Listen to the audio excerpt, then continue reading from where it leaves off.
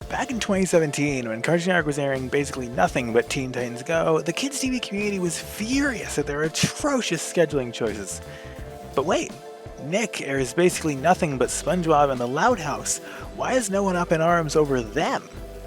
Well, stick around, because this is why no one complains about Nickelodeon's schedule.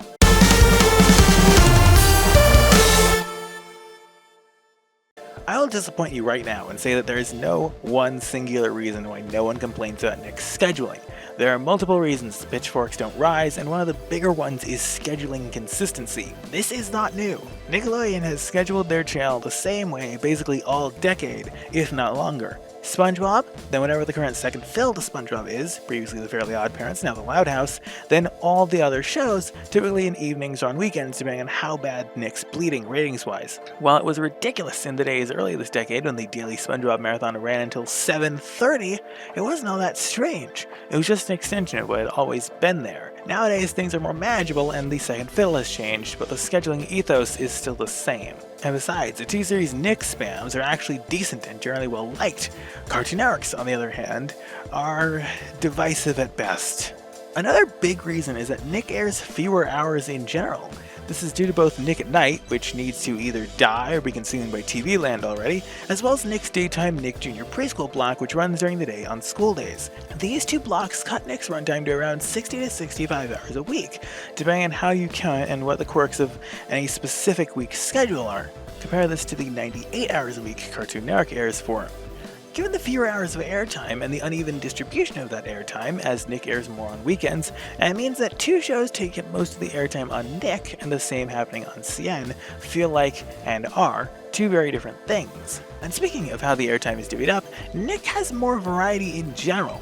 While two shows do make up the majority of airtime on both Cartoon Network and Nick, in the case of Nick, you can just change the channel to T-Nick or Nicktoons if you happen to have them in your cable package and get two completely different viewing options, which are largely unfettered by the complexities of the main channel's time sharing. Not only do you have somewhere to go if you don't like lots of SpongeBob and the Louds, but Nicktoons and T-Nick also make pretty good use of Nick's recent archive.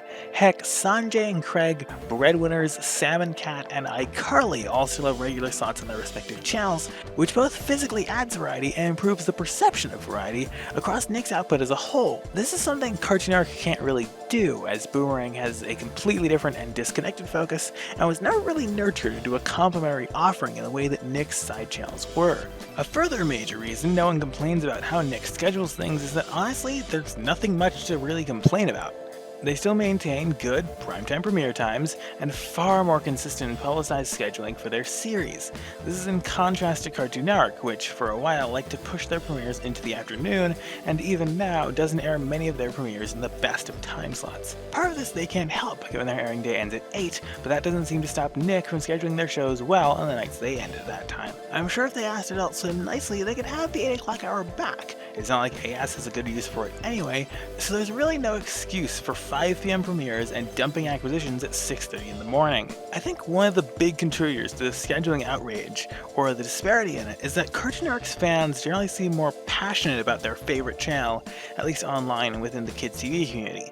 Nick fans are really only vocal when big things are happening, such as the glitch tax controversy or the reboot movies in limbo, and I don't really hear much from fans of Disney Channel and Disney XD, though honestly they have little to talk about these days. Cartoon Network supporters feel more devoted and invested in their channel's happenings, so they're probably more inclined to notice and care about how their favorite channel is scheduled and share it accordingly.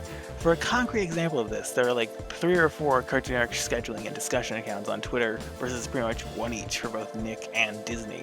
I don't think I'll ever understand what inspires such fervor in Cartoon Network fans, and if you have any theories, pop them down in the comments, but you can't deny that it's there. Well, of course, Nick's main channel scheduling could definitely be improved, and I would be all for it.